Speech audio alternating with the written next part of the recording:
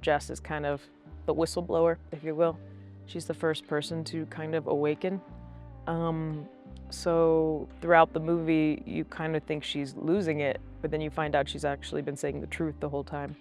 So it was a really fun thing to play, but I'm also slightly out of sync with the other characters for a big chunk of the movie, which was also really fun to play because I kind of have a different storyline happening. Jess is the kind of person, I think she's always up for a good time. She's like a struggling actor. I think she's used to being really clowny and like always making people laugh, even if she's kind of lonely. She's always the person who wants to be, just like the funny one in the group, but sometimes when you play that role in life, you don't ask for what you need. So I think, there's aspects of her relationship with Freda where it's kind of like they're good friends, but Freda's kind of like a mean best friend to her sometimes, where she's like, you got to do this for me. And Jess just kind of is like, okay, and always follows Freda on her adventures. And in this case, it takes her somewhere really dark. I think she's someone who's not super trusting right away. And so I think for her to go on this journey at the beginning is like challenging for her. And she's someone who's not from wealth, and so I think this whole world of Slater King is very surreal and something that she's drawn to at first, but then quickly sees through it. Slater King is played by Channing Tatum, and he's like a billionaire tech, savior of the world type of guy that I think to most of the world, they think he's a hell of a dude.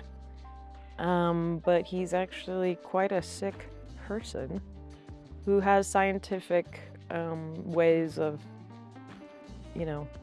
logisticizing things and making himself feel better about the choices he makes, I think, because he's doing it for a greater purpose and a deep curiosity. But yeah, he's a very dangerous man.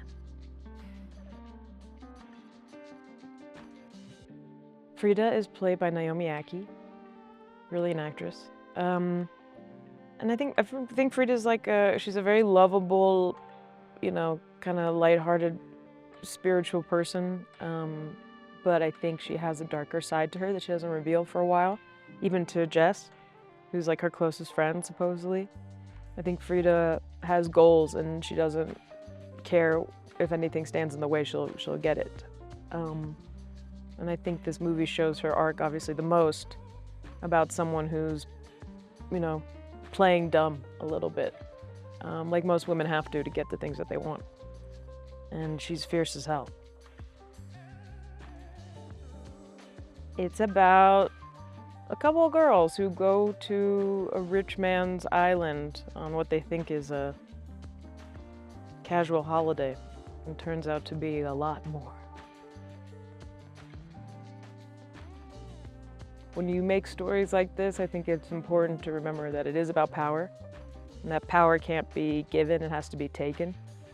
And so I think that's, one of the strongest themes of this film is about a woman taking her power instead of just trying to be a savior, and like women always having to be like victims who escape and survive.